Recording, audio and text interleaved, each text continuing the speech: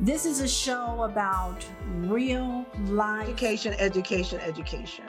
I think that it's long past to say hush hush when someone gets pregnant. That piece of legislation took almost 2 years across two different sessions of the General Assembly. You're right to continue this talk about mental health. You're right, because it's something that needs to be addressed every day, not just one day. Real people. I have spent 30 years professionally in financial services. I've managed in numerous financial institutions across Chicagoland. I started my career in St. Louis with the Federal Reserve Bank. I probably come with more than 20 years for sure of working in mental health in some capacity, shape, or form. Really, first and foremost, I'm somebody who's from the South Side of Chicago, born and raised there. That's my pride. Graduate of King High School in 2008. After I left King High School, I went on to the University of Illinois, where I engaged in a lot of different sort of student-led activities, including Big Brothers Big Sisters, where I really found a passion for service. Welcome to Real Talk. Happy Friday, everyone. Welcome to Real Talk. I'm Merle Huckabee, and as you know, we like to talk about real people, real life, real issues. This is Real Talk. Today is August 20th, 2021. It's a beautiful day here in Chicago. I don't know about you, but I'm glad to be here. I'm glad to be alive. I'm glad to be clothed in my right mind, have a roof over my head, food to eat. Know that we are blessed in the midst of everything that is going on. It's so much going on in the news. I just don't even know where to begin, but I will start here. Prayers for Haiti. Haiti experienced a heck of an earthquake that displaced and killed a lot of people. We are sending our condolences to those who have loved ones that they've lost there, and we're praying that families will be helped and aid is going to reach them in time, and that Haiti will definitely get back on their feet. Here in Chicago, oh, I could just go on and on. If you've been watching the news like I've been watching the news, just a lot of gun violence. That's the epidemic that's in the midst of the pandemic, gun violence. But it's not just here in Chicago. I was reading the other day that Chicago came in third, nothing to be proud of, came in third. We have three other cities that are trying to curb gun violence, or states, I should say. We have New York, we have Philadelphia, and of course, Chicago again is the third on the list. I just can't tell you how heartbroken I've been this past week as we continue. We heard about the 6 and 7-year-old that was shot this past week. I think the 7-year-old is the one who passed away while they were sitting in their mother's vehicle. We heard about the lady known as Grandma Joe in the Heck-Wish community that was going to work and doing routinely what she does and meeting up with her son. And two guys got out of a car and came up and started shooting. And then they actually followed her and gunned her down. We also heard about there was a 7-year-old boy in the Ukraine village who was shot. A teacher, a retired teacher, who was on the Dan Ryan Expressway riding home with her husband. was shot and caught up in gunfire. I mean, I could go on and on and on and on. It's just, it's heartbreaking. We've got to change the narrative on this gun violence. We've got to take some action. Our lawmakers, our legislators, I know that they're seeing this. We have got to do some different things. There have got to be tougher penalties. You know, when Mike Thompson Jr. was here a couple of months ago, he was saying that, you know, he's talking about workforce development. We've got to learn to educate our communities and bring jobs to the communities, you know, so we can have a better ground and people can have income and things to do. We've got to engage the community. School is starting back this month. That can be a positive and a negative, and prayerfully, because we've heard of a third shot. I know if you're like me, you're wondering, wow, you know, when does this end? But our children, remember that our children under the ages of 12, they are not protected. They have no vaccine. They're hoping to get a vaccine in place. They're saying as soon as maybe the end of the year. But meanwhile, you have our government, and it's understandably so. We have to move forward, but I think we need to be cautious about how we move forward. And I think we need to be wise about the decisions that we make and the choices that we make. Anyway, I'm not going to continue to stay on those pages because you hear enough about that in everyday news, but I just want to share that information with you. I don't know if you guys remember back in episode 12, we are actually in episode 15 as of today. But in episode 12, we talked to a young lady, Monica McCracklin. Do you remember her? The woman who was homeless, and she has been homeless for in and out of shelters for the last 20 years.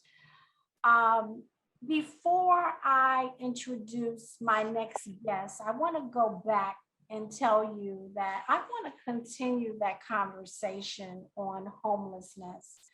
I want to talk today about homelessness and shelters and resources. And before you say, well, this isn't for me, I'm turning the channel, I guarantee you this is for you. Most people are probably a paycheck away from being homeless, whether they will admit it or not.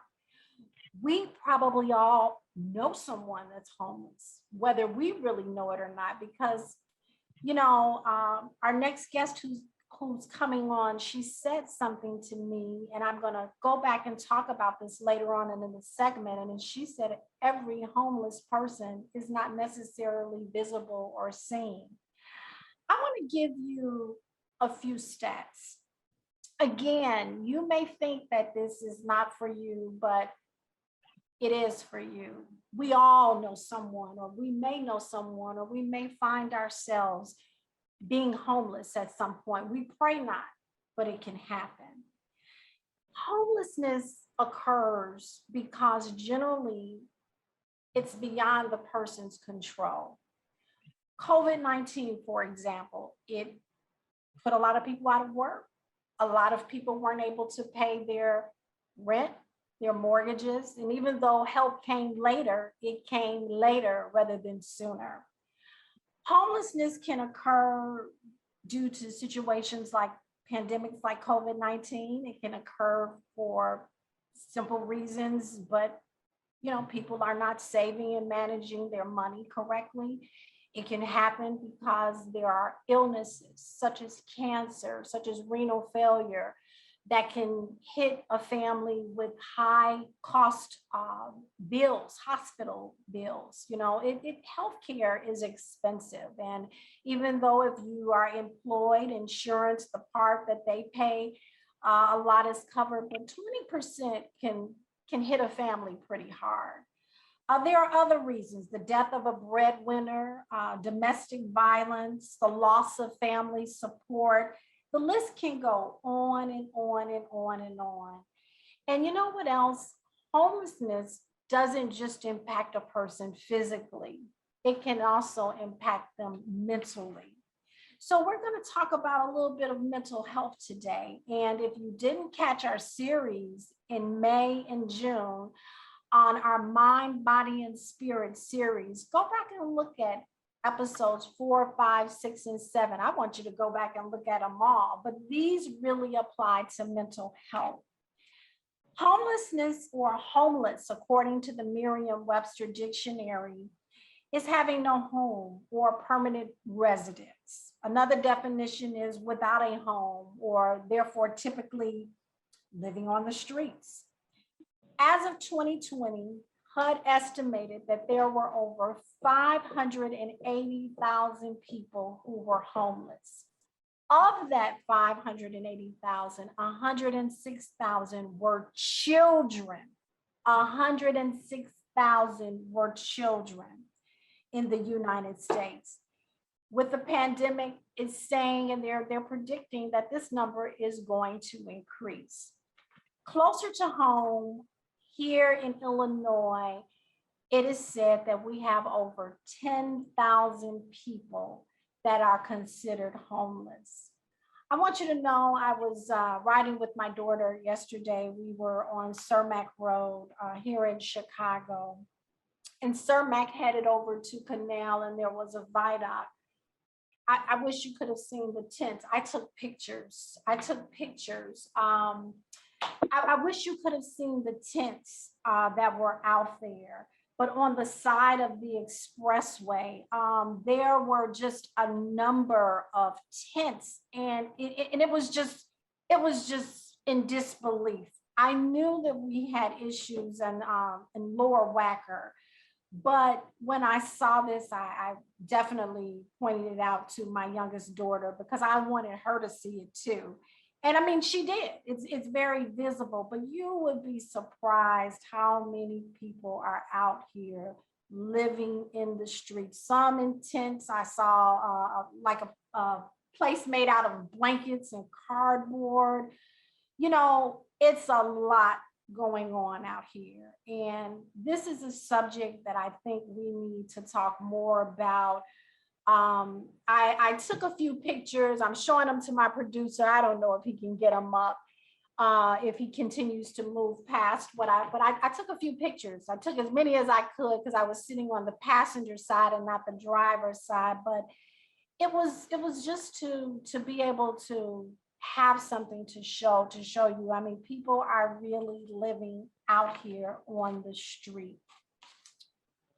I have a guest today that we've been having a little technical difficulties. That was our delay in coming in. Even on this end, we've been having some technical difficulties. But my next guest is joining us, and she may be able to join us by way of camera, and then again, she may end up joining us by phone.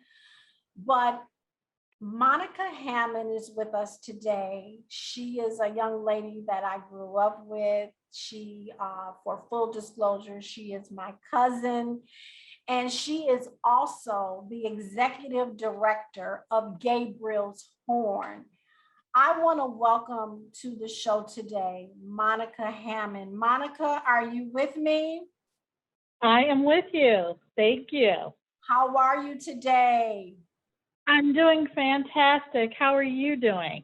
I am doing well. I'm sorry that we could not join each other by way of video, for whatever reason, but we're still going to get the message out. This is different from me, but we're going to still get the message out. I want you to tell our viewers a little bit more about you, because you have a background, you have a lot of your career has been mostly focused with non-for-profit. So I want you to tell our viewers a little bit more about you, Monica. Go ahead.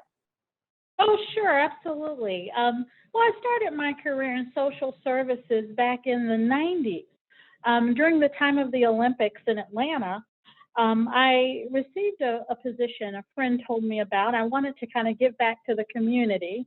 I'd had, office jobs But I wanted to give back to the community. So there was an opportunity to work for the Department of Family and Children Services for Atlanta's Fulton County, which is the largest county in Atlanta. And I started out as a group supervisor there, and we were with children in protective services. So if you remember that point in time where if you see a movie and there's an abusive situation, whether it's physical abuse or just, you know, neglect of basic needs, you'll see the police come and they'll take that child and put them in the squad car and take them away. And prior to them being adopted or going to any group home setting, they put them in protective services. And that's exactly where it was, an undisclosed location in Atlanta, but that's exactly where I started my career in social services as a group supervisor. So I was there to help with children and young adult residents who had absolutely nowhere to go, displaced, not able to be in foster care right at that particular time. You know, and so we hid these children in protective services and we watched over them. We monitored their mental health. We taught them life skills, and we accompanied them to a private school so they would not lose accreditation through the public school system. So that was my first role, and it was a shelter. So that was my first job in social services, working in a shelter type setting, except instead of for adults, it was for newborns to age 21. Wow. So it was a unique experience. After leaving there, you know, I became a little frustrated because no matter what, we were constantly getting children who were battered or abused mentally, physically, on psychotropic medication. And it just felt like I was in the middle of an ocean in a boat with a hole in it, trying to bail the water out. That's how it felt. Wow. And so I said to myself, I don't know what I'm going to do moving forward, but I definitely want to be a decision maker so I can make more effective changes and do things that were preventative versus just helping the results of a situation, if that makes sense.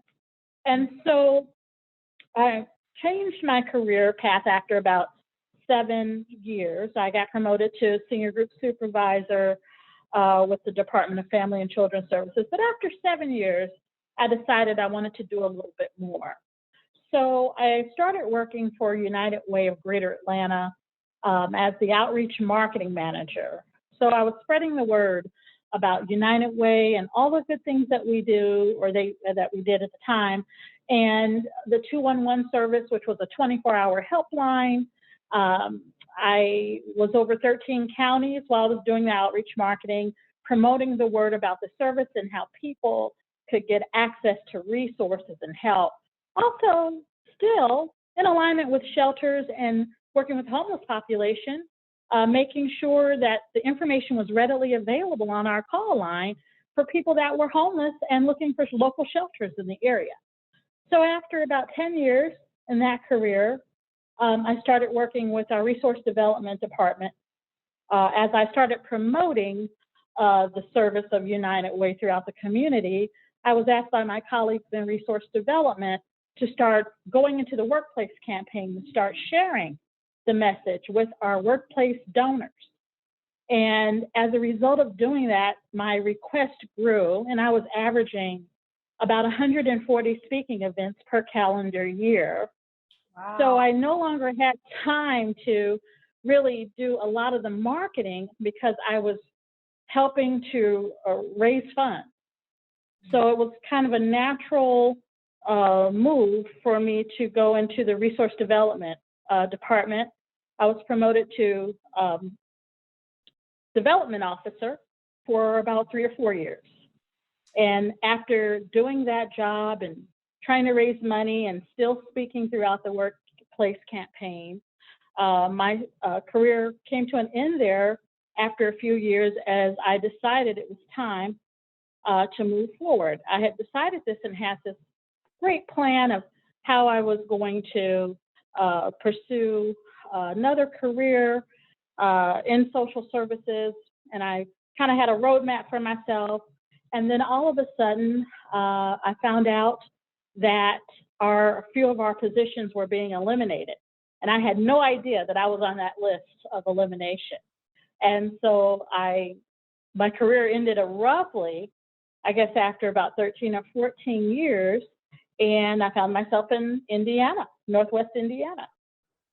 Wow. You Yeah. really bring to the table a lot of experience, and just listening to you talk about the Department of Children and Family Services, I mean, that had to be an emotional task, and it helped you, I'm sure it helped to shape where you were going next, and working Right. with United Way and then donors. So I mean, my God, you are the executive director of Gabriel's Horn. So it looks like you were on the pathway to this position and getting ready and getting prepared for this journey all along. My entire life. Based on your experience, it was preparing you for this current position as the executive director of Gabriel's Horn. Is that Sure. correct? And do you see it that way? Oh yeah, I was telling a board member, this job is literally the job description was a culmination of my entire lifetime, school and work experience. It just, sometimes, I know people out there wonder, gee, why am I doing this? And why am I doing that? Or sometimes you self-analyze your life and sometimes it doesn't make sense to you what you're doing or the path or the different type jobs you had. But then, if you just kind of wait a little while, that job comes that defines everything that you've ever done. If you're one of those people that are fortunate enough to have that happen, then you get all of the answers. You understand all of the questions that you've always had all these years. And that's what this position has really allowed me to realize. I mean, that's awesome. God has been ordering your steps to help you. And I think that works a lot if we look and we realistically look. And sometimes we get frustrated about a lot of things that happen in life and what doesn't happen that we want to happen. I mean, that is definitely your experience has brought you to this point in this moment in time of being the executive director of Gabriel's Horn. Can you tell us what is Gabriel's Horn and where is it located and who do you serve? Yes, Gabriel's Horn is a women and children shelter. Now, as far as documentation, it's documented as an emergency shelter for women and children. And we're located in Valparaiso, Indiana, which is Porter County. So we service women and children. And what's unique about this particular emergency shelter is the fact that, it's not a place where you come in, stay at night, and we put you out in the daytime. This particular shelter allows women to stay for a 6 to 7 month period. And while they're here, we don't charge them for rent. We don't charge them for utilities. We help them save their money. We help them take a moment to breathe. We help them look for jobs and get resources while they're here so they can rebuild their lives and get back into society and get acclimated for society. Wow. Before we talked about a month ago, before I did the other interview with Monica McCracklin. Yeah. I just want you to know that before doing the research and talking to you, I knew nothing about shelters other than Pacific Gardens mission. And Right. the thing is, I thought all shelters were equal. I thought that if a person was, out of a place to live, out of a home, displaced, that anybody could just go anywhere. I learned in talking to you and doing my homework and doing my research that all shelters are not equal. For instance, yours is it's considered a short term, even though you said it's documented as being an emergency, which it is an emergency to me in all cases, because somebody's coming to that shelter because they have no place to go. So Right. It is a short term shelter. What resources and services, you kind of talked a little bit about this, but what resources and services does Gabriel's Horn offer? I know you talked about helping, and this is a women's is it a women's and children's shelter? That is correct, Merle. It is. It is for Okay. women and children. Okay. And we take children up to the age. So for an example, of course, it's a women's shelter. So if a mother's with the daughter happens to be 17, going on 18, she becomes a young woman, she's also welcome. But you know, uniquely, when mothers have sons, and the sons in a lot of states are 13 or older, the sons have to go into a men's shelter at that point, even at the tender age of 12 or 13. Here at Gabriel's Horn, here at Gabriel, and to me, that's still a baby, you know, still a child. And here at Gabriel's Horn, we still accept sons up until the age of 17 years old. So we truly believe on keeping the family together. Each family gets their own room.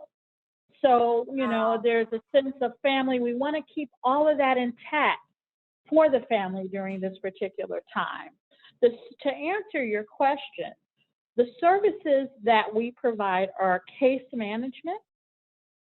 We have transportation that we provide for the residents. If they don't have transportation to get them to their main appointments, maybe interviews or doctor's appointments, we offer financial literacy training for our residents. We actually have someone to teach them that works at the credit unions. We have nutrition classes and art classes. We recently decided to get a garden in our backyard. We've grown zucchini, tomatoes. So there's nutrition classes and art classes that we do. And we also, most uniquely, have an aftercare program. When our residents get emancipated from the shelter, Merle, we are able to keep them in an aftercare program for a period of up to 2 years. Now, this is what that means. Wow. That means that they still get support from us if they need help with utility bills or unique situations, if they need help with appliances, or if they need help with getting any type of toiletries, deodorant, women personal hygiene products. Oh, some of our women are on food stamps. And you know, with food stamps, what are you able to purchase? Food. Right. But then they have to take that trip to CVS pharmacy to get toilet tissue, to get cleaning products for the home. And so they're still spending quite a bit of money on those other items. They can come here and still utilize our food pantry that we have for up to 2 years. And they can come here and get all of their toiletries for up to 2 years. So we support them, toothpaste, all of that. So, you know, they don't have to take that trip to CVS pharmacy like the rest of us to get these things and purchase these things. So we are really supporting them for a 2-year additional period to help them with financial sustainability. That is awesome. That is truly awesome. I mean, because, it's very unique. Very unique. It definitely is, because I mean, you know, I was wondering, you know, when you said they generally have 6 to 7 months when they come there. Your shelter, Gabriel's Horn, goes beyond that. You have a 2-year program in addition to helping them in that original, am I understanding that right? In that original 6 to 7 months, it's 2 years. Is it 2 years after that you can yes, still it is. aftercare program? Oh, wow. Yes, it is. That is very, very unique. It is. Very. That's why I feel blessed to be part of this program. Wow. I mean, that is awesome. And the services that you provide, you named case management, transportation, literacy training, which I think is very important. All of this is important, nutrition and art classes, and then having that aftercare. I mean, wow, that is amazing. Can you tell me, you know, homelessness is a real issue. I know half the people that watch, and some people will go past this and say, I never have to worry about that. But, you know, I've always heard the old people say the adage of, you know, a lot of people are just one paycheck away, you know, or sometimes you hear it's 2 paychecks away from being homeless. What roles what role does shelters like yours, Gabriel's Horn, what role does it help in combating this problem of homelessness? Well, you know, what we do, you know, and I can speak for Gabriel's Horn and I can give you perhaps an assessment on shelters as a whole. Mhm. Shelters as a whole help people who are dealing, of course, with homelessness to get them off of the streets for the night so they can have a place to sleep, so they can have a place to gather their thoughts inside, away from the outside elements, because we weren't meant to live outside. If we were, we all would be outside, right? Right, right. So, you know, it helps in alleviating people sleeping in their cars. You know, it combats the problem of people that you see maybe under bridges, you know, so it's a solution in some instances. However, Gabriel's Horn tries to do a little bit more than Yes. just get people off of the streets or out of their cars or in situations that aren't savory.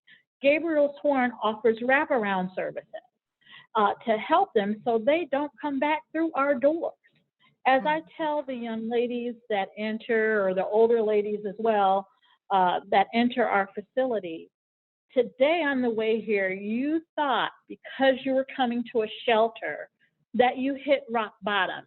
But in fact, you've hit the reset button today. And that's what I share with them. Today, you've hit the reset button. So this particular shelter helps with those services that I mentioned. Each woman has her own room. Each woman is able to, at any time, ask us for products or things that she may need. We don't limit her and say, you can only get 2 bars of soap. We say, hey, go pick what you need. We stand outside, we let them go in the door, go get what you need, because they know their surplus. They know that we're going to give them whatever they need when they ask for it. And so it's a little unique in that they're doing things that the average American can't do. What average American can skip paying their mortgage for 7 months and not pay utilities just to kind of catch up or build up their savings? I don't know of one that can do that. These women can do that, and that's what separates them And they were apart from a lot of interviewing other you for this shelters. position. There's no charge. There's You no know, you fee. met We're not all on a the sliding qualifications. scale. We're not trying to get a portion of except whatever there was a they part get. there that you We're said trying to help them that you rebuild. didn't, We're you trying to felt you advise could them to the connect, best of but our you later ability, found that you to help really them with did connect. resources. Would you And like to share that's what sets us what your that qualification I'm was just- that just in awe. they felt that you at the didn't services that you offer? And it's almost like it's a comprehensive, you know what I mean? That you not only, Right. and I love the way you said, you don't hit rock bottom, you're hitting the reset button. So it's Right. almost, you know, they're getting another chance, another opportunity to, but Yes. you're giving them the support that's needed. And Yeah. a lot of times, you know, people just go into shelters and they don't have this wraparound support that's needed. And a lot of times they end Correct. up, you know, remaining in the street, you know, or wherever it is. And even though, you know, you made a comment to me when we talked about a month ago, I stole that a little bit from you though. You made a comment when we spoke. You said, the homeless are not always seen. Can you expound a little bit more on that? What did you mean when you said that? I thought it was very unique. Well, here's why. A lot of times when we think of homeless, you have that vision of someone sitting on a park bench that may not be fully cleaned or have tidy clothing or begging, you know, for money or whatever. And so you have these images in your head of people that are homeless, that are just sitting, you know, in front of buildings or squatting in areas. And, you know, this particular area that our shelter serves, which is Northwest Indiana, a nice affluent suburb, you don't just see people hanging out here. You don't see it. So they're literally not seen. And then if we open the spectrum on that comment and we take a look at that as a whole, in any of your areas, you may not see homeless, but let me explain what they are and where they are, because I made a point to tell you they're not seen. So there's a lot of people who are staying in extended stay hotels. They are staying with a friend in their apartment. They are staying in a room of a friend or a relative. They are sleeping on a sofa of a buddy and trying to work and make ends meet. Those are the homeless. Definitively, you're homeless if you're staying in extended stay, if you're staying on a sofa, if you're staying in a room. It's not your place. You are definitively homeless by homeless definition. And that's what I mean. There's a lot of people that are homeless that are not seen. So it is a big problem and a big situation. And you may not see it driving on Cermak Road on a given day. But that doesn't mean that it is not there. It is not prevalent. And, it's probably there if you're driving down Lake Shore Drive. You don't know how many people are staying with relatives there. Right. Homelessness is everywhere. I like that. And that is a very true statement. Some people think that it's just an inner city problem. They think it's an issue for the inner city. But if you take a look even in the suburbs and you look hard enough, and like you said, every homeless person is not visible. You don't know how many people are doubling up or on somebody's couch or who are staying in an extended stay, as you said. So I think that's an eye opener there. And that's why I tell people, don't think that this episode is not for you, because you may know someone, and not only may you know someone, the person could be the person that's watching this. That's right. I want to ask you this question. You shared something with me when they were interviewing you for this position. You met all the qualifications, except there was a part there that you said that you felt you could connect, but you later found that you really did connect. Would you like to share what that qualification was that they felt that you didn't meet for this executive director position? Right. So it wasn't at all when interviewing a scenario where they felt I didn't connect. It was a scenario where I realized that I didn't connect in the past. And so uniquely, when I've always had, a career, a good career. And, I had always planned to move back to the Chicago area one day. So when I had the scenario where my job faded out, I always had this game plan that I discussed. And that game plan would be for me to come, stay with my family, and, look for a job, get a place. And, so that was always the plan of my life. I always wanted to come back home to where my relatives were. Well, to make a very long story short, it didn't work out that way. I was informed that the plan to stay with my family was not going to happen. So with that being said, I found myself, oh my gosh, I have nowhere to go. I have nowhere. And fortunately, the difference with me was, I was able to stay with another relative. And that worked out for me. Mm-hmm. But just the feeling of, not being able to stay where I planned to go, sure footing. This is family. I'll be here. Well, things happened and, they were unable to accommodate me. So with that being said, I realized I never understood why a lot of things occurred in life. I didn't understand why the job was phased out. I didn't understand why my plans were going to be changed when I got in town. However, after taking on this role, I realized, I have a degree in organizational leadership. I have a master's in master's of business administration, and I have the background of running and being over residential care of a shelter for 7 years for the largest county in Atlanta. I also have fundraising ability, working for United Way for 13 years. So I thought to myself, gee, you know, in a lot of ways, this job is perfect for me because, you know, I have the educational background to be able to run this facility. I have the work experience to be able to run this facility. But it dawned on me, I had an epiphany moment after my first year here. And I mean, literally, I did not think about this during the first year, but at the end of my first year, how you look back at life and say, gee, how did I end up in Indiana? You know, my family was in Chicago, and how did I end up here? Well, I ended up with an aunt that lived in Indiana. And so it dawned on me, perhaps maybe I started January of 2020. It didn't hit me because I didn't think about it.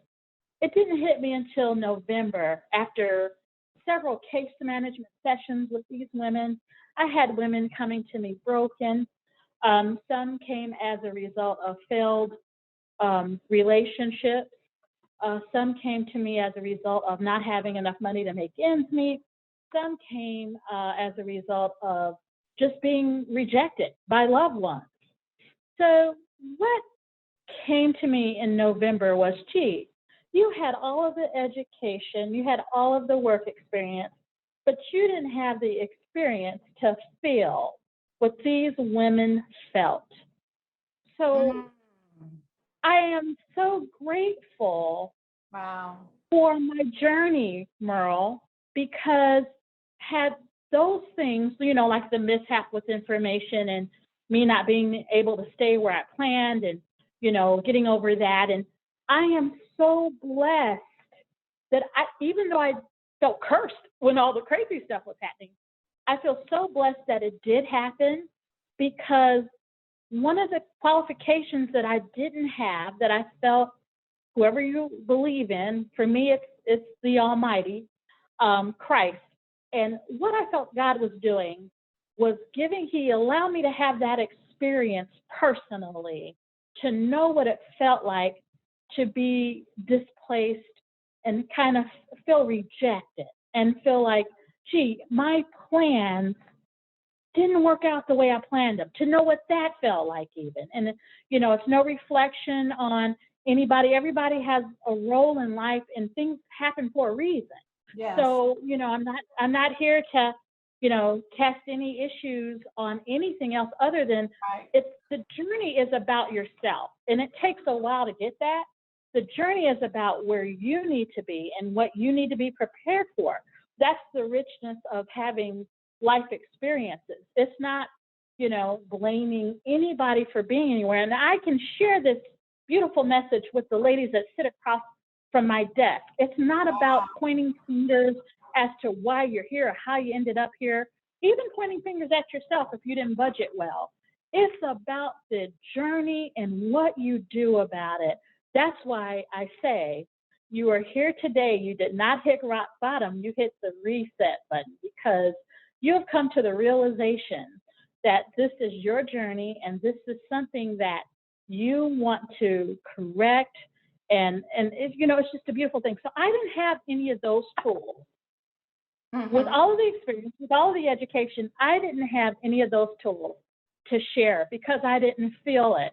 So if this had happened 5 years ago, this job, I would have been compassionate. I would have been empathetic. I would have documented what they said, and I would have been on to the next person I could help, because that would have been my job. But as we say, but God, you know, but yes. you know, now I have what I need to really help these women. And you can personally, you can feel and share that experience. And it probably even helps and motivates you and gives you passion in what you're doing firsthand. It does. Wow. It does. And I feel so blessed. Yes. Wow. I mean, just amazing how God orders the steps. And Oh, yeah. he places us where he places us on purpose. On Oh, yeah. purpose. We're going to start wrapping up, but I want to ask a few more questions. Do you believe that there are even greater disparities in healthcare and emotional and social support and research and resources for people that are homeless? Do you believe that they get everything that they need? Or do you think that there is a greater disparity because of the fact they are homeless and without, insurance possibly to help them get some of the services that are needed for, healthcare, for emotional and mental, support? So I'm going to segment that answer. Okay. So the issue is, well, you asked me what I believe, so let me share. So what I believe is there are greater disparities in healthcare and emotional support and services for the homeless, but not because they're homeless. Okay? I believe that the disparity is there because they are not aware of the services that they have access to. When you look at this population, they qualify for everything in terms of getting health care, especially in Indiana. In Indiana, you can get the Healthy Indiana plan if you don't have income or if you're homeless. You are well taken care of if you're homeless in terms of getting access to health care. If you need emotional support counseling, you don't have to pay for those services. Social support services are at their fingertips. So the disparity comes in because they don't get access to the knowledge that they're qualified for this service. So let me first say that. Now, the individuals who have the actual disparity in healthcare is the individuals that work, that make a little bit above the poverty line, okay? And they make too much money to qualify for health care, free health care, and they make too much money to qualify for free emotional support. And then emotional, when it comes to mental counseling and social support services, they can't even get like food stamps, or because they make a little bit, maybe 10 cents or 20 cents or $1 over the poverty line. So these individuals are truly having disparities. Those particular individuals, the ones that make a little bit more, so they're the ones that are not getting access to it.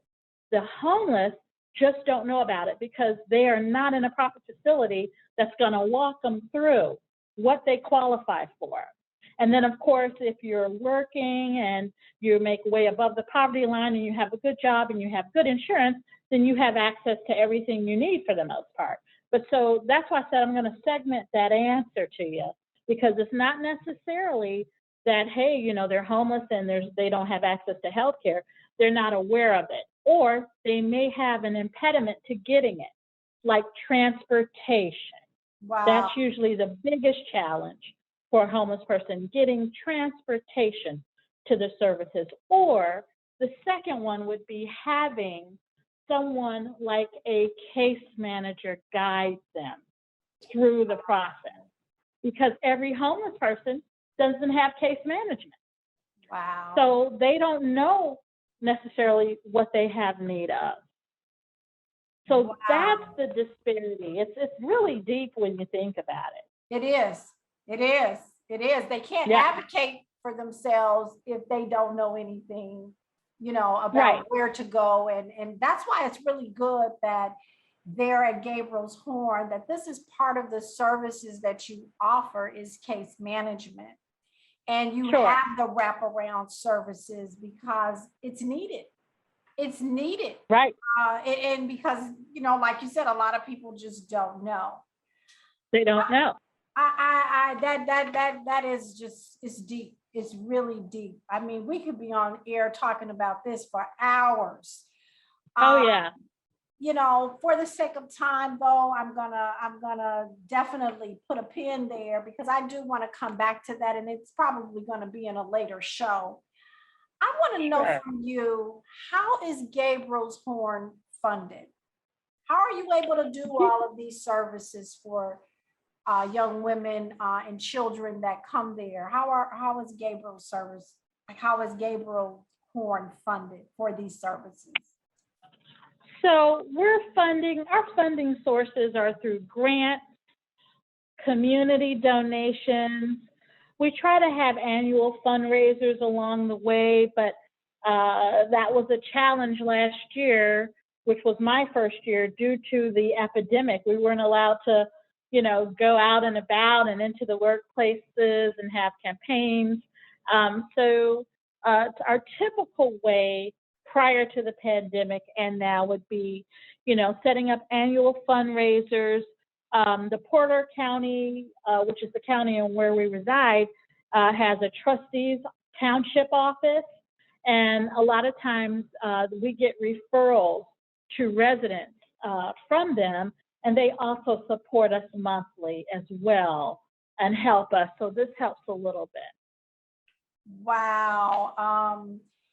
You have made a point that I was going to get to a question, but we don't need to really discuss it because COVID-19 did impact the shelter in terms of the funding, being able to go out and raise campaign funding, correct? It did, Merle. We had to cancel our largest fundraiser, which was a 12K run, which, has a little over like 250 people on Memorial Day. And we raised quite a bit of money for that particular event, and we were not able to have it this past year or last year. So that really hurt us. So to try to help with that, we just tried to reach out to our donors to make them aware of the situation, continue to support us. And then also we started a GoFundMe page on Facebook that would help subsidize some of the income that we lost as a result of the pandemic. I'm going to ask you for that information when we conclude, because I want to make sure that our viewers have that information. Thank you. If anyone wants to donate and help Gabriel's Horn Shelter, I mean, they are providing phenomenal services. I want to ask this question because I know we've got to wrap up, but the changes that you've made since becoming the director, have you made any changes?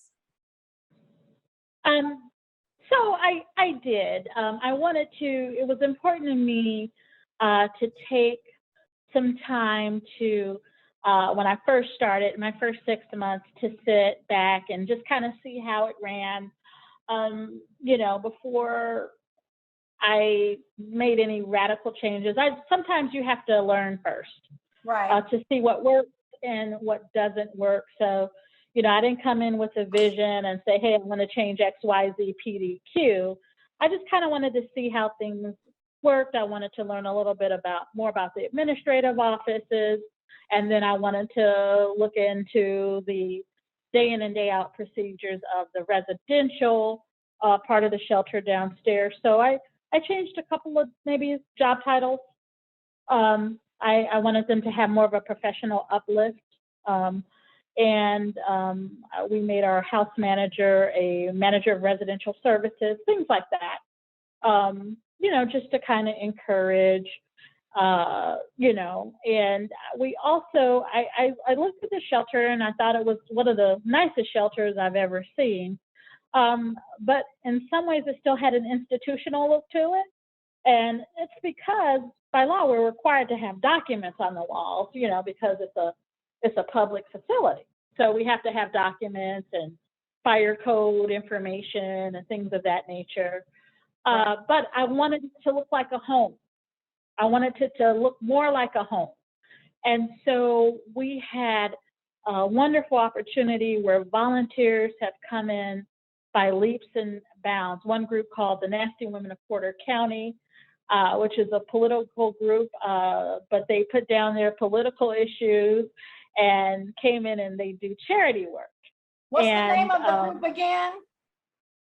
We had a group of about, I would say about maybe 80 women. Also 80 women. The Nasty Women of Porter County. Wow. The premise for that, was there was references to, I think, Nasty Hillary that Donald Trump made when he was running for office.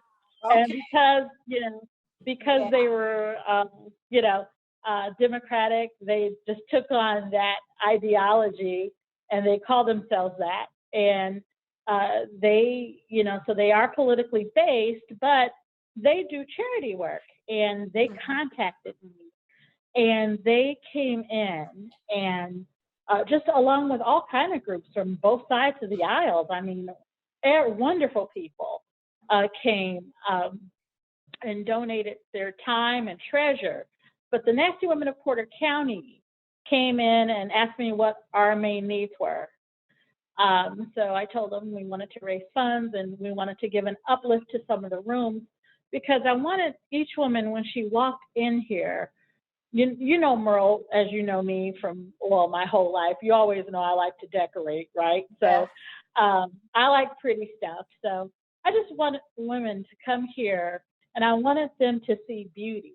I wanted each woman to have a piece of art on the wall in her room. I wanted, maybe a soft, neutral palette of color to relax them and calm them from whatever anxieties they may be experiencing out there when they're going to work and coming back to us in the evening. Whatever their life was in the past, I wanted them to see beauty around them. So they were able to just come in and dust us off a little bit and paint and patch, and the rooms are beautiful. And, so that's some of the changes since I've been here. Just a little bit of a makeover for us. They came and did our grounds, the gardening. We have beautiful flowers in the front. So when you pull in, you see all of the beautiful flowers and perennials. And you go in our backyard, you see the birdhouses. We have a garden, as I mentioned earlier in the show now. So wow. Just wonderful, wonderful things here that has been done since I was here, and the place has always been beautiful. But, I just wanted to just add a little bit of encouragement and an uplift. And I feel that will be, my legacy when I leave. I wanted this to be a home where a place where people felt at home, so that's the biggest change. And treat people with, respect and integrity. And I felt that they were always treated that way, but then I wanted to kind of show them. So I'm a visual person. So I just kind of wanted to show them, we appreciate you and we value you, and we want you to see beauty around you. What an awesome way to do that. Your surroundings are very important. Where you are, even for your mindset. I want you to tell me, we only have a couple of more minutes, but you have goals that you want to do, that you're looking to obtain for Gabriel's Horn. Can you tell us what those goals are and where viewers can find out more information about how to donate to Gabriel's Sure, Horn? and I appreciate you giving me that opportunity to share that. Our goals, we're serving Porter County, and our goals are to serve more families here. When I take a look at it, I'd like to hopefully become a Northwest Indiana shelter where we're just serving everybody, But for now, what we're trying to do is serve more families in our area, in Porter County. And we have the land to do that. So our goal, so we're happy about that, but we need to expand. We had an expansion plan. We had some wonderful contractors that were going to do the work, but as a result of COVID, they had to let go of their project. So this would have been free and donated. Wow. And so we're disappointed. However, we are still trying to go forward. We're still trying to expand. the shelter and serve more people. I do hate to turn people away because, you know, times or days when we're full, but I want to be able to say, yes, come on, you know, come on over to our shelter, come and stay with us here. And I truly believe that we will be able to do that in the immediate future. The other goal, in addition to expanding what we already have, I also want to make this a community-driven place when it comes to donations. I would love for Gabriel's Horn to be completely supported by the community of Northwest Indiana, Porter County and Northwest Indiana. So to get our donor base driven up is something that's important to me, and I intend to reach out to our donors through a CRM tool, which is called Customer Relationship Management. The CRM is the acronym for that, and Customer Relationship Management tool will allow us to reach out to our donors through automation, so they can be made aware of, you know, a lot of things that are going on in the shelter, and they can support us. Because once we do that, and that expands, we'll be able to be self-sustainable always. And so that's my goal. One way you can support, one way Gabriel's Horn can be supported is if they go to our Facebook page.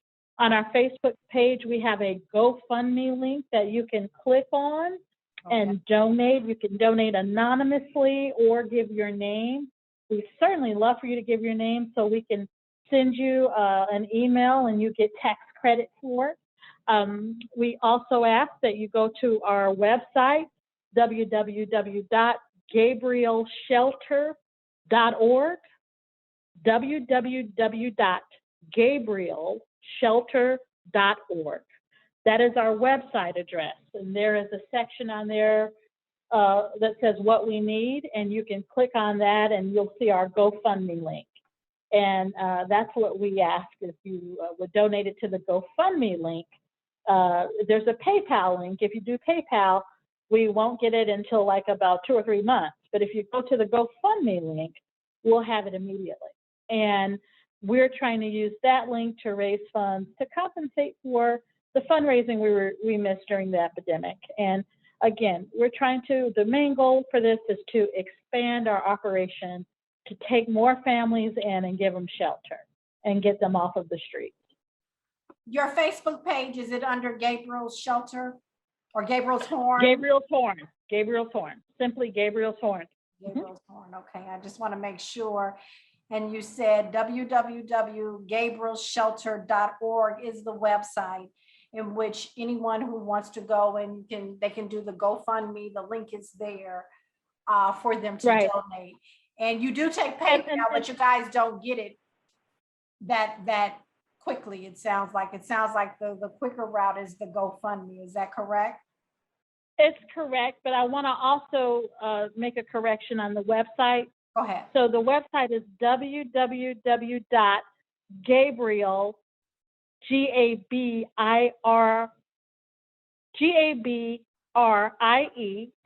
Gabriel, and then the word shelter. So no 2 S's. I said Gabriel's Shelter, and it's Gabriel Shelter. So it's www.gabriel with L at the end, and then the word shelter.org. Okay. I thought that's what you meant. Yeah. I truly appreciate you coming on the program to talk about Gabriel's Horn. I know in the infrastructure bill, there is supposed to be aid that is going to be provided. And I read this, that the amount of aid is supposed to be close to $5 billion in homeless assistance and more than $20 billion in emergency rental aid and $5 billion in new housing vouchers. Have you been able to see anything that alludes to the fact that, you know, this is true, that shelters and homeless shelters are getting any of this funding that's supposed to be in the infrastructure bill? Yes, it's called the American Recovery Act. Right. And that particular amount of money is donated to shelters. It's going to be donated to healthcare services. And right now, to my understanding, they're in the healthcare phase of it. So a lot of disbursements are being given out for healthcare, and then the emergency shelters are going to be recipients of it next. The emergency shelters that apply for those particular funds will be next. And I am greatly anticipating applying for those during the time that they open it up to us. Wow. Well, Monica Hammond, it sounds like the women, the families that come through to Gabriel's Horn and visit there are truly going to be blessed by the services, blessed because they have a wonderful executive director in place who understands and can feel where they have possibly been, but just the central feeling of knowing that they, you know what it is to not have a home and not, be Right. in a permanent residence. So you're able to have the compassion to do this. We want to thank you for joining us at the table of Real Talk. Again, if viewers want to donate, you all have a Facebook page. First of all, Gabriel's Horn, a Facebook page. Viewers can go on to do the GoFundMe page at www.gabriel, that's GABRIEL, shelter altogether, SHELTER.org. And there's a GoFundMe link that you can hit, viewers, to donate. Monica, please come back and see us. Like I said, I'd love to. We can talk and keep us posted. I hate that the construction event that was due to happen completely free of charge due to COVID is not happening, but hopefully you will get the funds that's needed to go to that next step and make that expansion that's needed. Thank you so much for joining us here on Real Talk. And I thank you appreciate so much for having me. Let's stay in touch and hear more about what Gabriel's Horn is doing. You all are doing a dynamite job there. And we thank you for that. Thank you for joining us, Monica. You have a good evening. Thank you, Merle. Viewers, I just want you to know if you're in Chicago, 311 is the phone number where you can call if someone needs shelter. Suburban Cook County, 877-426-6515. In Lake County, it's 847-782-4000. And you have Catholic Charities, 312-655-7700. And like Monica Hammond said, a lot of times the disparity comes because people don't know the services that they are entitled to being homeless. If you know someone, please share this program with them and share the information. Do we have time to get to my brother? How much time do we have? I know we ran over a little bit. We still got a little time before we get cut off. I don't want them to cut us off on Facebook. We're good. Phil, I want my brother Phil Bynum to join us. Phil, are you there? Are you with me? Do we have time to get to my brother? Hello? Hi, Phil. Can you see me? Yeah, I see you. Hey. Can you hear me and see me? Hey, I see you. I see you. I see you. You got my favorite hat on. You got that my favorite beret. One day I'm gonna match you one, man. I'm gonna tell you. How you doing in El Mirage today? What's going on? What's the weather like? Oh, we doing all right. It's only 98 degrees today. Oh, Anything under 100, I take it. Yeah, that's hot. That's hot. That's hot. Well, we had a few struggles technically getting on. This was the first time to do an interview by phone, but I liked it. I could still, feel and get through it. So I'm glad to see your face. I'm glad to see your face. What's going on? I've been listening to your broadcast. You got a lot to tell us about. Talking about Africa. I always learn something talking to you and having you. When you said the other day that Afghanistan is like the leading producer of opium, Oh yeah. Oh yeah. oh Oh, man, yeah. that blew me Mm. away. That You see, blew me away. there was a targeted effort to eliminate a lot of the poppy fields in Afghanistan for quite some time during the war. You know, something they kind of lost in translation as part of one of their secondary missions. But have you noticed that opium and painkiller usage is up in the United States? Yes. Uh, there, there may, you know, I'm not gonna put anything untrue out there. No, I know where we're going with this. I'm just saying, you know, Richard Lewis, Vietnam. I'm just saying, you know, some things may have continued on, but yeah, the situation in Afghanistan is ridiculous. You know, it hurts. It hurts as a soldier, as an American, and I tell you right now, you're talking about homelessness.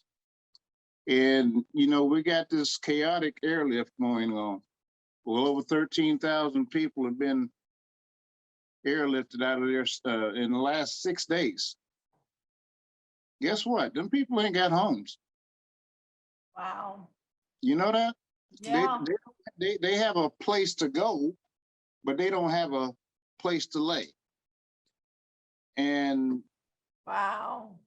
you know, I was thinking in terms of that, plus the fact while your guest, Monica, was talking, I was thinking about, as a veteran, you know, that there's 37,000 veterans who are homeless in the United States. Yes. Yes. And one of the, you know, she alluded to that, the fact that a lot of people don't know about the programs and services that are available to them. But, Right. you know, in the case of a lot of veterans, do you know that they don't realize that some of them, a lot of them don't have the remaining mental capacity, I'll put it that way, Mm-hmm. to reach out and to reach out to those resources. Mm-hmm. And that's one of the things that this government has to do better, not just for veterans, but for everybody that's facing that disease of homelessness. Yes. You know, there are programs out there, and there's a lot of people like Monica and others that want to reach out and help. You know, hey, you know, I think I harped on my homeless plans from my bachelor's degree. I was, you know, I was hoping that one day that I would actually get to do it. I actually spoke with a minister of a church. She's married now. She used to live here in El Mirage, and she asked me to design a you know, a temporary shelter for teens, who are, a lot of teens are homeless out here. Yes. And I did, and I've been, you know, I'm hoping one day it gets built. But you know, it's important that we take care of each other. You know, speaking of which, Haiti. Oh You know, man, yeah. we talking about homeless situation. I mean, Prayers for Haiti, boy. look, in two earthquakes, That's right. assassination. It wasn't just one, it was two. Yeah, 2 earthquakes, assassination of the president, Yeah, they got a lot going on over there and too. now they may be facing another storm after the one they just had. Wow. So, you know, we're supposed to be the keepers of civility on this earth. We need to start showing that a lot more. And these divisive words of don't bring them in here because they're Afghanistan or they're Haiti or they're this, they're that. They're human. That's right. That's right. They're human. And That's right. once we live up to that, then we really can be the great United States that everybody expects, that we have been touting for 240 plus years. You know. That's right. Absolutely. Absolutely. United. Oh yeah. Not divided states. And United And it's made up of all the, how can I say this? It's made up of all the sediments of mankind that formed the rock of humanity. That's right. That's, you know, That's right. that's what we are. That's what we're supposed to be. Absolutely. You know, I want to go back just a quick minute. You know, I found out about a program about helping disabled veterans. Catholic Charities has a program where they help homeless veterans. And they, as long as I believe that they can't make over $31,000 here in Chicago, and they will, you know, they have to apply for housing. And I believe, I don't know if it's the CHA, but somebody else picks up, you know, and it depends on what your income is. And then, you know, the rate, I think some rates are like $325, $375. Don't quote me and hold me right exactly at that, but it includes utilities. Right. And I found out that they give them brand new appliances, brand new furniture every year. When you move in, you get brand new sheets, the towels, dishes, everything that you need. And the only thing that you need to bring is a television. That's it. That's it. So that's Catholic Charities here. And I was able, you know, to help my stepfather, you know, with that program. And I was just like, wow, you know, to go to a place where all of that, and every year, annually, every year, they change out the brand new furniture, brand new appliances. I mean, that's a great deal. I think, you know. It is. The only problem I see with that is the veteran don't like to, we don't like to waste nothing. Right, right. You know, right. But, you know, maybe they take that older furniture and use it somewhere else for good, you know. I'm sure they donate, but I wanted to put that out there because that's something that we miss I missed in saying, but you brought it up about veterans. I mean, who have served this country, they do deserve, and there are a lot of them that are homeless. And that should be more of an, you know, something like that. That sounds like a model of what the nation should be doing. You know, not like I said, not just for veterans. You know, I posted on the comments earlier that you know, in 2020 they estimated that it for $20 billion. You say that there's $5 billion in the infrastructure bill. Yeah, that's what I saw. For $20 billion, we could eliminate homelessness in America. Sure. Yeah. But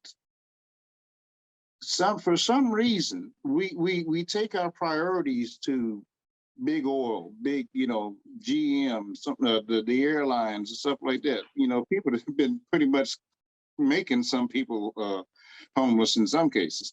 Yeah. You know, but you know, we have to get rid of with this idea that this trickle down, give the top echelon all this darn money. Because if you don't build the foundation of America, which is its people, then this country can fall just like Rome. Yeah. I mean, decay from within, from greatness has always led to dry rot. And people need to understand, you know, history is full of these examples. And when you start taking care of people on a level, early part of the 20th century, Henry Ford had an idea. He said, you know what? These people are making my cars, but you know what? They can't buy it. So what he did was he increased their paycheck by a factor of 5. They were making $1 an hour. He paid them $5 an hour. Now, the same people that were living in hovels, living in shanty towns, etc., they were able to not only get a better place to live, they could buy the product they made. Guess what that did? Guess what that did to Henry Ford's pocket? Made him a billionaire 3 times over. Yeah. But over time, and a lot of the other tycoons of the day were jealous of that idea, but they saw the end result when that man showed his darn bank statement. Right. So they started doing it. I you know, know, right? you know, but at the same time, over time, we've gotten away from that. Mm-hmm. And in times of this pandemic, in times of everything that's going on in the world, we need to remember the things that work. And when you got a population of people who are struggling to say, you know, where am I going to lay my head tonight? Especially in the richest country on earth, Yeah. It makes you no know, sense. you got to check your priorities. You just It got to makes check no them. sense. Absolutely makes no sense. I wish I had taken better photos the other day. I could show them. I'm telling you, it makes no sense. Yeah. Absolutely. It makes no sense. Well, Phil, I'm running out of time. I went Well, over. We I didn't think had you a were late. going to get into me because I'll tell you what, I was wrapped up in what she was saying. I was, Yeah, you know, I you talk wanted, about I a lot wanted of to people. see you. I Well, wanted you to know, see you and talk to you. And you always, I always learn something from you.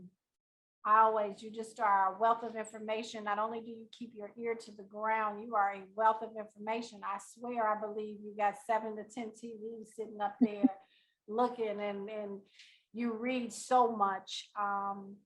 But I thank you for coming on and joining us today. It has really been interesting here in Chicago. We have our epidemic with this gun violence going on in the midst of a pandemic, you know, and the third shot.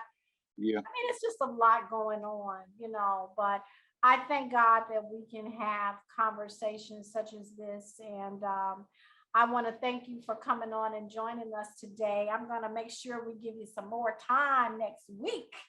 Well, you know what? I'll take whatever time you got and be happy about it. Like I said, you know, it's the Absolutely. content that needs to be out there that's most important. Definitely, definitely. And thank you so much, my brother, for joining us. And you stay safe here. You as well. Ladies and gentlemen, I just want to thank you all for joining us. I want to thank our guest, Monica Hammond, the Executive Director of Gabriel's Horn. I want to just encourage you to please check Gabriel's Horn out on Facebook. They need our help in expanding their program there. They have just a wealth of services to help our young women and children there at the Gabriel's Horn Shelter. I want to thank my brother Phil.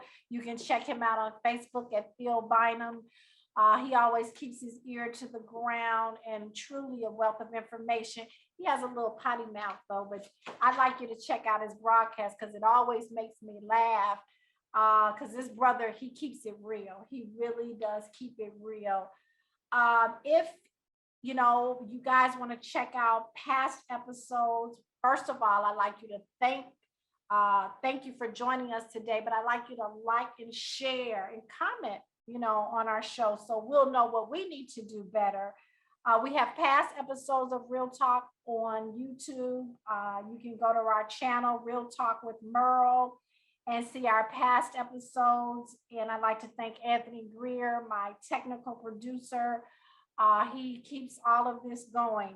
That's why I don't get too nervous when we have problems. He keeps it going. I thank you all. Stay safe. Have a great weekend. And thank you for joining us here on Real Talk. Have a good evening.